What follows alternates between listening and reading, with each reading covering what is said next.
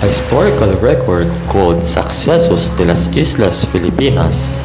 Events in the Philippine Isles documented the circumstances in the Philippines from 1493 to 1603, while it was under Spanish colonial administration. This study was based mostly on documentary research, keen observation, and Morga's personal engagement and understanding was arguably the best depiction of Spanish colonialism in the Philippines. Successos de las Islas Filipinas was originally created by Dr. Antonia D. Morga, who first published it in 1609. So, ang kanyang full name ay Antonio de Morga Sanchez. Was born in Seville, Spain. So, ito, mamamangha kayo dito. He graduated from the University of Salamanca and he earned doctorate degree in canon law and he served the government as a lawyer. He served as a mayor of Baracaldo in Vizcaya, Spain, and then naging wife niya si Juana de Briviesca de Montones. Hirap basahin, di ba? And of course, 1593, that is the time na ni-notified siya as Lieutenant Governor General of the Philippines. And he came from Cadiz, Spain, going to Mexico. So, gala pala talaga to. Nakapunta siya doon and he departed Acapulco going to Manila. And then, June 11, 1595. Oh, tandaan nyo, June 11, 1595. That is the time na nakadating na siya sa Manila. And second highest position in the Philippines as Lieutenant Governor General. And he's preserved during the time of Luis Perez Dasmariñas. And then later on he came Oidor or judge in audience. And one of his parang failure noong time na yun is yung he advocated the Galilean trade between Spain and China. On December 14, 1600, he was assigned to in charge to defeat Oliver I North. But however, hindi na naman siya naging successful with his that invasion. So, encountered the Dutch sailed away but the Spaniards lost decisively and they found Morga hiding and crying in his flagship before it sank. So, in July 10, 1603, Morga was reassigned in Mexico. So, yun na nga, diba? So, matalinong tao pala talaga si Morga. And then, he became alcalde of the Audiencia. And also, served as advisor on military matters. He served government for 43 years as a lawyer. Gusto mo yun? 43 years? And high-ranking colonial official in the Philippines. And he was president of the Audiencia for 20 years. Pakasita. And then, he published his book in 1609. At ito na nga. Later on, he was president of Audiencia of Quito. And also, he assumed his office in Quito. And one of his accomplishments is textile industry and founded the University of San Gregorio Magno. So, yun, founded the University of San Gregorio Magno. However, his administration o nung kanyang pag-upo, meron din concrete na nangyari like dispute between Creole and Peninsular. Diba? May mga ganun pa din pala. And also, na-involved din siya with questionable activities like gambling, having affairs with women. His accomplishments were remarkable such as bureaucratic reform in liturgy and improvement of the treatment of the native peoples. And then Morga was investigated for corruption and arrested. And then later on, nakalusot siya and he was cleared for his changes. At ito na nga, namatay na nga ang person noong at the age of 77. Viceroy Luis de Velasco authorized the publishing on April 17, 1609 and gave Morga exclusive rights to publish it for 10 years. The publication of the text was given the Archbishop of Mexico's approval in 1609. Morga's book is written in the authentic, historic atmosphere which has a distinctive worth as highlighted by Blair and Robertson 1907. Its numerous historical strands are methodically followed. This covers all aspects of life, including the political, social, and economic ones. The Great Chinese Question, the expansion of commerce, communication with Japan, mission from the islands to the surrounding nations, Portuguese opposition that is envious and jealous, the perils of sea travel. Chapter 1. The first chapter of Morga's Successos de las Islas, Filipinas describes the rich and precious islands found in the part of the world called Asia. Among the famous of them are the islands of Maluco, Silibs, Tendaya, Luzon, Mindanao, and Borneo, which are now called the Filipinas. This chapter likewise describes the defeat of Fernando Magallanes and the successful pacification of Adelantado Miguel de Legazpi from the islands of Cebu to the Luzones. This chapter also underscores how Fray Andres de Urdaneta, Order of St. Augustine, spreads Catholicism in the island of Cebu and Luzon. 1564, Miguel Lopez de Legazpi and Fray Andres de Urdaneta left Puerto de la Natividad, going to the island of Luzones to Cebu. Chief Tupas of Cebu attempts to resist Legazpi together with its troops. Ciudad de Santísimo Nombre de Jesus, the first Spanish settlement, was found in Cebu. Miguel Lopez de Legazpi had named all the islands Filipinas in honor of his. 1571, May 19, Martin de Goiti pacified the islands of Luzon, Manila to Raha Mora, and Tondo to Raha Matanda. 1574, after 10 years of pacification and subjugation, Adelantado Miguel Lopez de Legazpi died and buried his body in the monastery of St. Augustine. 1574, Guido de Labazaris, the virtue of dispatch, he took the office and continued the conversation and pacification. Limahong from China attacked Manila and killed. Chapter 2. So, probably this is the time of Dr. Francisco de Sambe. Ito po yung basis natin, no? The first Governor General or Governor appointed in the Philippines was Dr. Francisco de Sambe. So, take note po, hindi po siya doktor. Dr. Francisco de Sambe, yan po ay kanyang pangalan. Anas, diba? That is part of his name. If this will be our account, or kung halimbawa nag-aano ka sa history, or rather you are asking who's the first governor in the Philippines, so probably po we can say it is Dr. Francisco de Sambe. Kasi si Miguel Lopez de Legazpi, hindi naman siya na-appoint as governor eh. So wala pang form of governor during his time kasi bago pa lang yung pagko-conquest or yung colonization. Pero siya po yung nasimula. And of course, like what happened kagaya ng ginagawa ni Legazpi, the submission of pacifications of the islands continued. So yung kay Dr. Francisco de Sambe, yung kanyang province of Camarines by Captain Pedro Chavez and island of Colosilo po yan ha, by Captain Esteban Rodriguez de Figueroa. So as you can see, all over the Philippines, may mga captain o kapitan na pinapadala yung governor. Kasi the highest position during his time ay yung governor.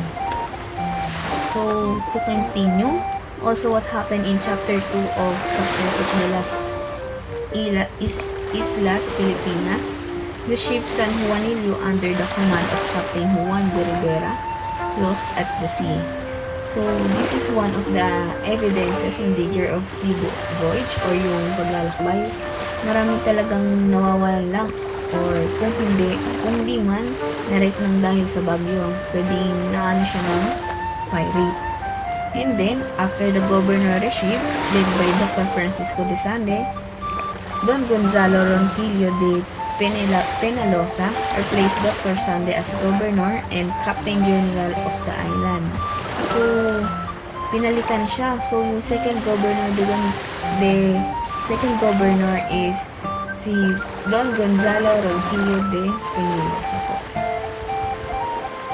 From Chapter 3, 1580, Don Gonzalo Ronquillo de Peñalosa, native of Arevalo and Chief Aguacil of Audiencia of Mexico, appointed governor of the Filipinas for life.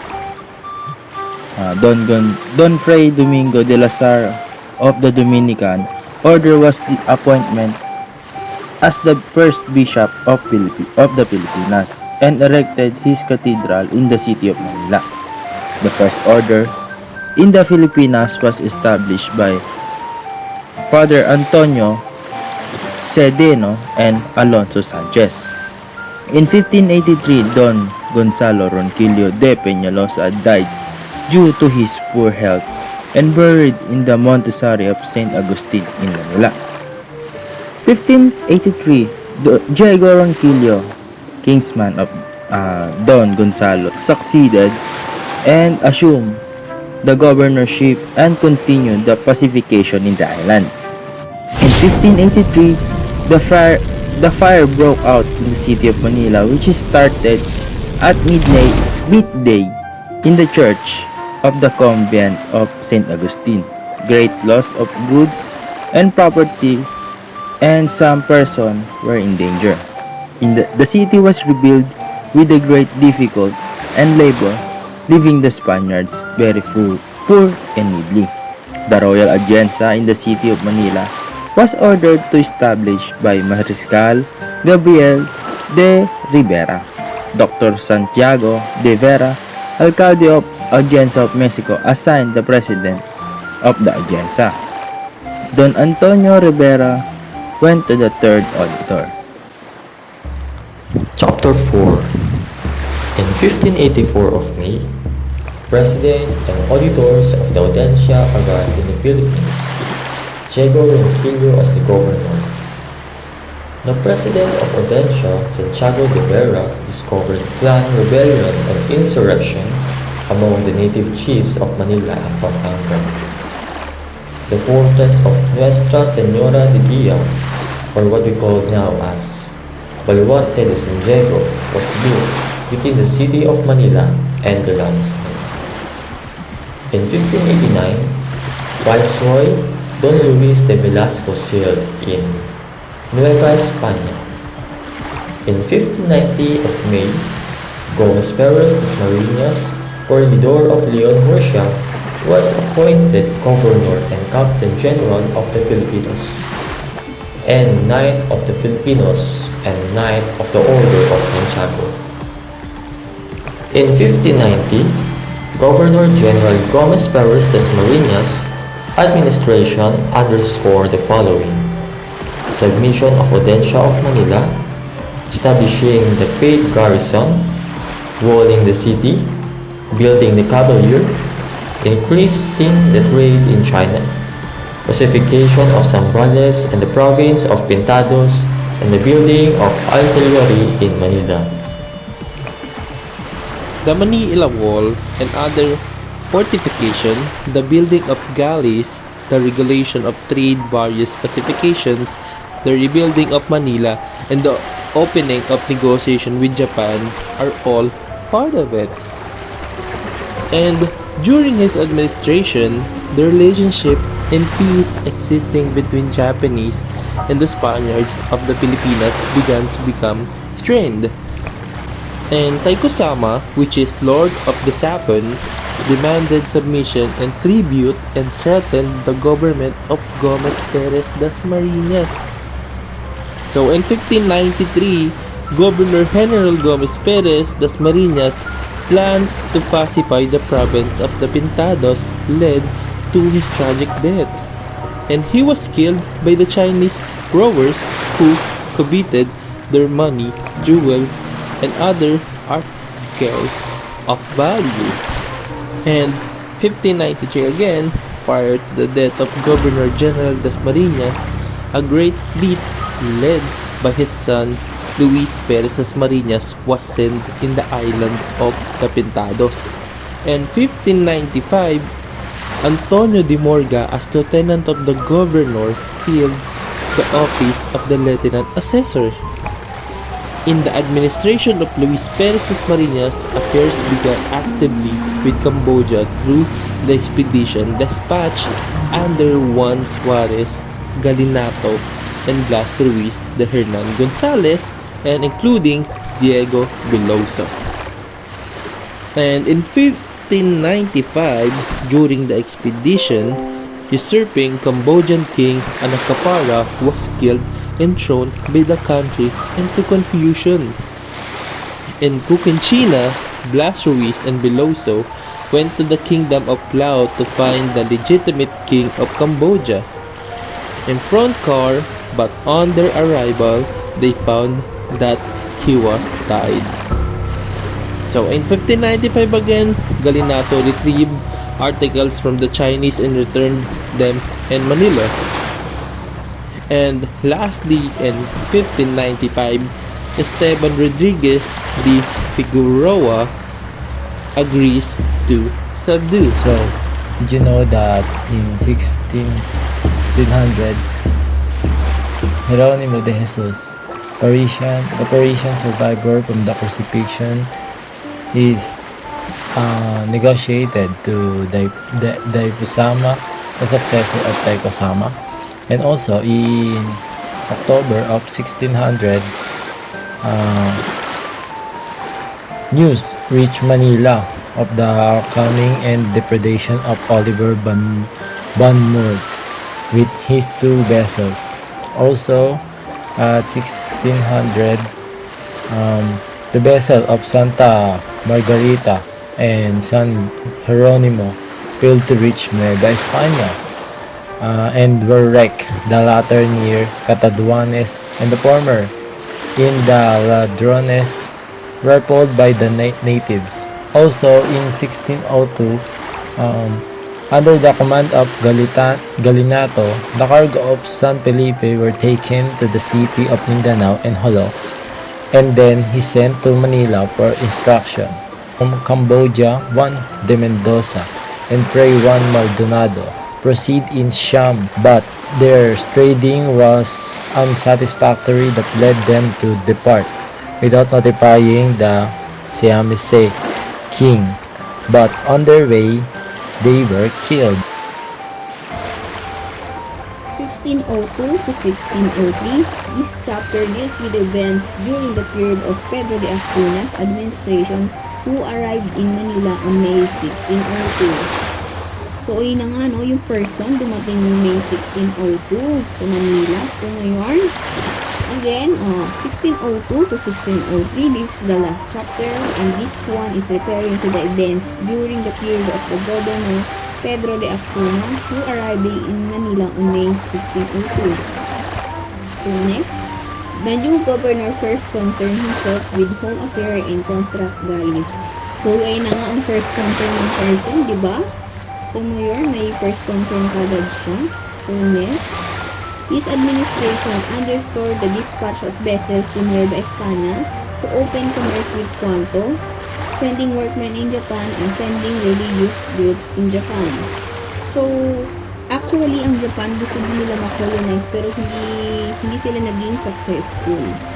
So, ngayon, makolonize nila pero hindi sila naging successful. So, 1602, ito na nga, bumisit na nga si Acuna dito. Acuna's visit to the Pintados was postponed due to the raiding expedition of the Moros from Luzon to Mindoro. So, ngayon, layo niya o Luzon to Mindoro. So, yung Pintados, hindi pa din nila na-occupy. So, ito na nga, di ba? Noong 1603, Acuna's planned expedition to Maluco rather send Galinato to aid Portuguese. So, naman, si Acuna naman, yung expedition niya sa Maluco, hindi natuloy. Rather instead, Galinato to help Portuguese. Diba? Ang bait niya. Help niya. For the help in person. So, 1603, Manila for the second time was burned. The disaster's fire caused a loss of over 1 million pesos. Napakalaki ng halaga nito. Sobrang laki nito. Kahit kung hindi naman, di ba? In Cambodia were finally driven out by the combination of patriotic mandarins. And then, na-establish na din yung relations between Cambodia and Philippines. And then, they sent many religious. However, kahit na gano'n ang nangyari sa Cambodia dahil meron na silang relihiyon doon na Budhismo, kaya ang Budhismo pa din yung dominant na relihiyon nila. So, there are only few Catholics.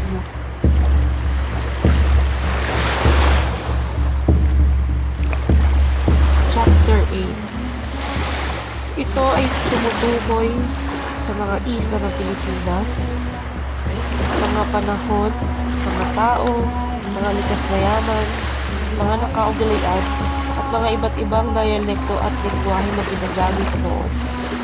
Unahin natin ang the Oriental Islands, Philippines.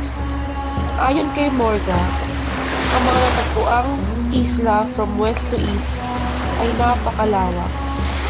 Luzon, Mindoro, Tendaya, Kapul, Burias, Masbate, Marinduque, Leyte, Samar, Ibabaw, Cebu, Panay, Bohol, Catanduanes, Calamianes, at Mindoro ay mga kilalang isla. Ngunit, ayon kay Rizal, ang Isla Tendaya ay mahirap kilalanin dahil ang isla ito ay nagre-refer sa Tandaya o sa southeastern part ng Samar na kung tawagin ay Ibabaw or Zibabaw. Sumunod, ang topography and seasons of the Oriental Island. Ayon kay Morga, nagbabago sa iba't ibang rehiyon ng probinsya ang panahon. Simula June hanggang September ay mapapansin ang malalakas na hangin, bagyo, at mga ulan. Buwan ng Oktubre hanggang Mayo ay mapapansin nating maaliwalas ang langit at kalmado ang dagat. Sa iba't ibang lugar naman, mga probinsya ay mas maaga ang taglamig at tag-ulan. Si Rizal naman ay kinorek ang sinabi ni Morga na ang rainy seasons ay katulad lamang ng winter. Meron lang tayong tag-ulan at tag-init. At dinagdag pa ni Rizal na sa Maynila, mas mababa ang temperatura ng panahon magmula ng December hanggang January at February kaysa sa August hanggang September. Sumunod naman ay ang Oriental people. Kilala ang mga natives ng southern part at island of Visaya na mga tatuang tao. Sila ay magaganda at may magagandang postura, magandang pamumuhay at magandang asal. Kung ikukumpara ito sa isla ng Luzon at iba pa. Sila din yung nagsusuot ng malalaking hikaw at bracelet na gawa sa ginto at ivory. Sabi ni Morga, hindi daw nagdadamit kahit saplot sa paa ang mga tao. Ito na may kinontragad ni Rizal. Ang sabi ni Rizal ay maingat sila sa pananamit dahil ang mga tao noon ay sobrang pagiging mahiyain at labis na kahina. Ang mga babae at lalaki, lalo na ang mga kilalang tao, ay malinis sa kanilang sarili. Nagkukulay sila ng buhok at gogo shampoo ang kanilang ginagamit. Naliligo sila sa mga river or stream. Binigyan liwanag ni Rizal ang paggamit ng gogo. Ito ay dapat durog at hindi luto. Ang mga babae ay naliligo tuwing may buwan ng dalaw at naliligo din sila pagtapos ng funeral. Sunod ay ang abundances of natural resources. Bago pa man ang pananakop, masagana na talaga tayo sa likas na yaman. Iba't ibang puno ng prutas, iba't ibang klaseng isda. Mayaman ang ibang probinsya sa mga baka, baboy at manok. At sabi pa ni Rizal, nagkaroon ng napakaraming baka ayon kay Father Gaspar de Justo. At hindi lang yun. meron pang mga kabayo. Sumunod ay ang variation of languages and dialects among the Oriental people. Ito ay iba't ibang lingwahe at dialekto na ginagamit ng ating mga inuno. Ang salita ng Taga-Luzon at karating na isla ay ibang-iba sa salita ng Taga-Visayas. Ang Cagayan, Ilocano, Zambaleños, Pampanga, Manila at iba pang probinsya ay may sariling dialekto. Sa buong isla, well-developed ang pagsusulat. Ang ginagawa ito sa bamboo pieces o papel. At ayon kay Rizal, the horizontal direction was adopted after the coming Spaniards. Panghuli ay ang customs and other practices of the Oriental people. Ito ay ang mga kaugalian. Kasama sa obserbasyon ni Morga ang kaugalian ng kasal. Ang kasal sa mga natives ay nasa pagitan lamang ng mga maharlika. Bago pa maganap ang kasal ay may tinatawag tayong dote o bigay kaya. Ibig sabihin ay magbibigay ang pamilya ng babae ng pera o regalo sa kanyang papakasalan. Ito ay seguridad ng pinansyal at maiwasan ang pagkasira ng kayamanan ng pamilya. Kung saan ito naman ay suportado ni Rizal, ang obserbasyon ni Morga. Ayon kay Rizal, ang kaugaliang ito ay nagpatuloy sa pagsasama sa pagitan ng mga magulang at mga anak. Isang matalinong kaugalian na sinusunod sa maraming bahagi ng Europa, kung saan ang mga kaso ng mga bata na nagpapabaya sa kanilang mga magulang kapag nakuha na nila ang kanilang patrimonyo. O ng mga magulang na hindi pumayag sa nagpapakasal na kanilang mga anak upang hindi mahati ang kanilang ari-arian.